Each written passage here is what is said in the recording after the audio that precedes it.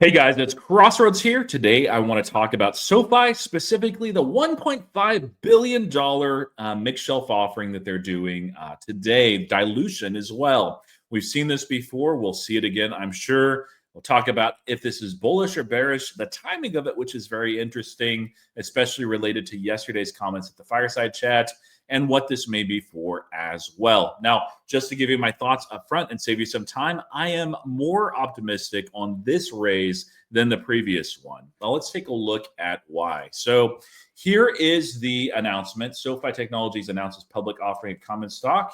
And also, here is the announcement as well. Wait, this one is dated July 29th. Of course, this one is today. And if you look at this, they're very similar. Today, this is actually today, they announced 1.5 billion of shares of its common stock being sold. That's in US dollar amount, and also a rider to increase that by 15%, which almost all of these will increase. So you can almost bank on $1.725 billion being used for this. And then it says the use here, it says SoFi intends to use the net proceeds from the offering for general corporate purposes, including but not limited to enhancing capital position, increasing optionality, and enabling further efficiency of capital management and funding incremental growth and business opportunities.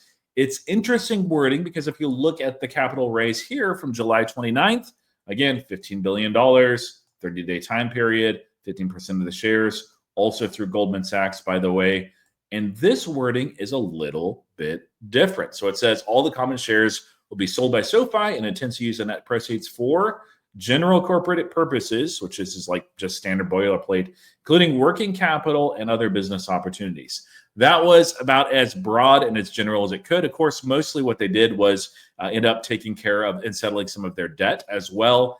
That helps their capital ratio, and it expands what Chris Lapointe, the CFO, called yesterday optionality. We do see that word optionality again here. This is the more recent one where they talk about increasing optionality, enhancing capital position, enabling further efficiency of capital management, and funding incremental growth and business opportunities.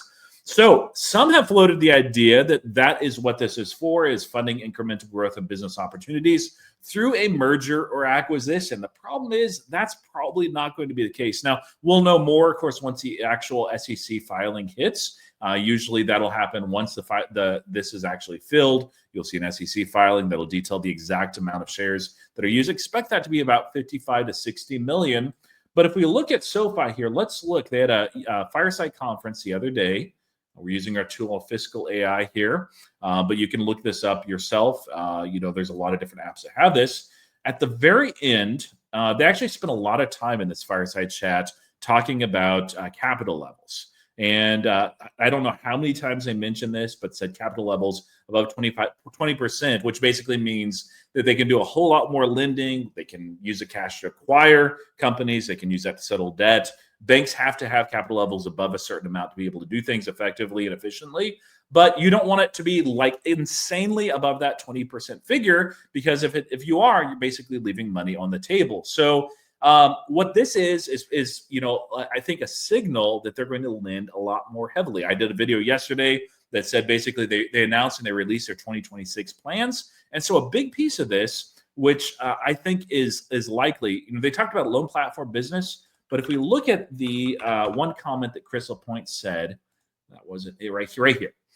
So right now we are turning down 100 billion of personal loan applications coming through the platform every single year. So even if we are able to capture a small percentage of that, 5, 10, 15%, that's a meaningful growth driver for that business. In addition to that, we'd love to expand beyond the unsecured personal loans. And they talk about, that in more detail.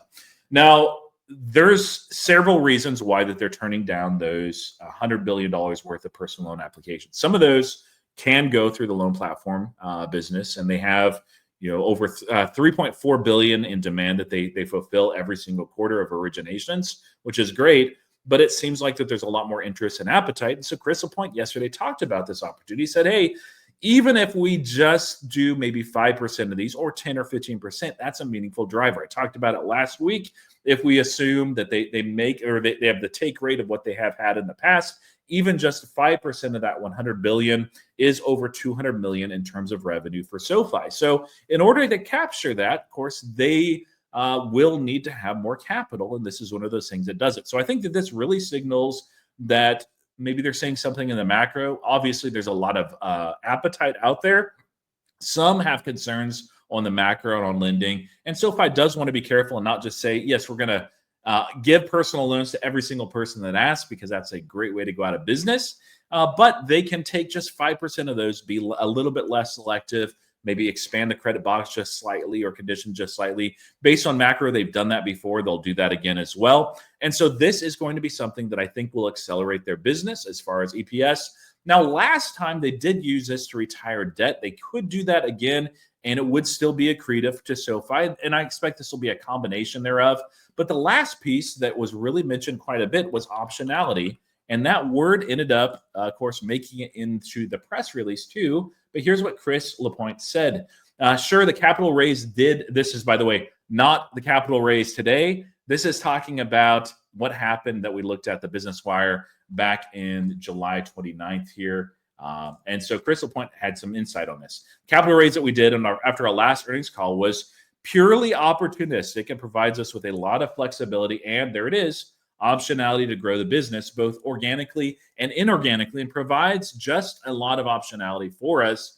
We're happy with the pace of growth that we've been seeing recently. We would expect heading forward that we would grow the balance sheet at a good pace, and we'll provide more guidance on what we expect to be coming out of quarter 4. But again, this is great optionality for us. So he said it 3 times. There's more than just that, though. Right here, he said, sir, this is a question with your capital levels above 20%, the merger and acquisition piece. He mentioned optionality there as well. Although he did say that there's nothing imminent at this point in time.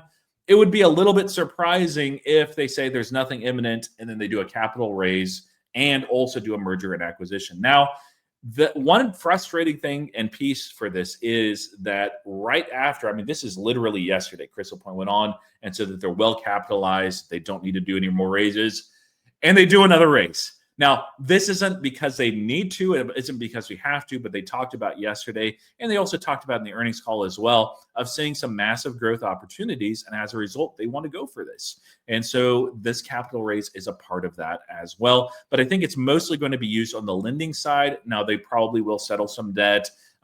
They could use it in the future for merger and acquisition. Chris Lapointe said that they look at a number of assets every single day.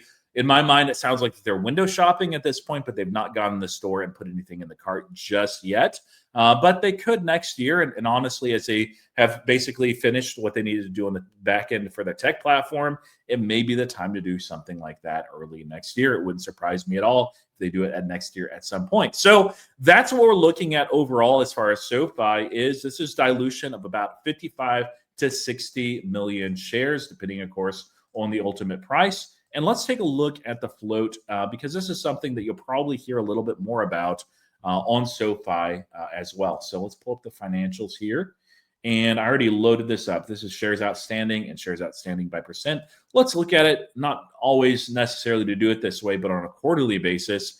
And you can see that there has been some dilution. Now, dilution that is dilutive is really annoying when you need it to just survive as a business. But if you end up diluting and it accelerates your business and helps you grow faster, I'm in favor of that. Now, last time, again, this is less than 6 months ago, I was slightly opposed to that capital raise. Here, I'm in favor, although again, a little bit cautiously. We'll have to actually see how this is put to use. And if it's an acquisition, right after they basically said, hey, we're not anywhere close to that, I'll have some questions. I'll just put it that way.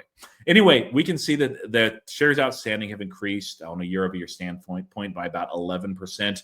That's pretty high dilution. We did see quite a bit of it back there in 2024 as well. And of course, this was going to go even higher, assuming that we add around 55 to 60 million shares. So overall, it's dilutive, or it's dilution technically, no matter how you slice it. And it will be dilutive, although it's less so just because we're at a higher price standpoint than the last time, which I'm fine with. Again, this capital raise likely will accelerate their growth into next year. And we talked about that, of course, in our last video. And so, yeah, interesting timing. Now, one other thing in relation to the timing, which is really interesting, is, of course, SoFi, their C-suite level, has these performance stock units, PSUs. In essence, the way that they work is it's based on a volume weighted average of SoFi's price, and they have to hold it over a certain amount of time, and they have to do it by next summer. So what we're looking at is they've already earned and been awarded the 25s. The 35 level, they're not even close to at this point. And this, of course, is pulling back the stock price a bit. It's down about 5% after hours, not too uncommon with a raise like this. Also, for 45s, it seems like that's probably not going to happen at this point. Now, they could absolutely surprise us. We are still in a bull market, even though some days it doesn't feel like that. So maybe we'll see. But I was kind of thinking that if they're going to do a capital raise, that they would do it a little bit earlier than this, just because of the fact that they didn't want to probably do something that would hinder their ability to be able to get those PSUs. Seems like that they are seeing a great opportunity, though, and I love that they're focused more on the business rather than their actual PSUs. And so I'm okay with that. I'm just curious what this is actually for. Anyway, excited about it overall. I think that this is good. It does raise some questions as far as what exactly the opportunity is that they're looking at that they can't ignore right now. Right after Crystal Point said that they were very well capitalized, and they talked about mergers and acquisitions yesterday too. Let me know what you think of this in the comments. Did this change the picture at all for you for SoFi? Are you excited by it? Are you concerned by it for some reason? And if so, I'd love to hear that as well. I also have a link in the description for Fiscal AI, the tool that I've been using. Save yourself a little bit of money. It saves you 15% off. Try it for a couple of weeks, your free trial as well. I love that tool. Anyway, check it out in the comments. And as always, thank you guys for watching, commenting, and subscribing. Until next time, happy investing.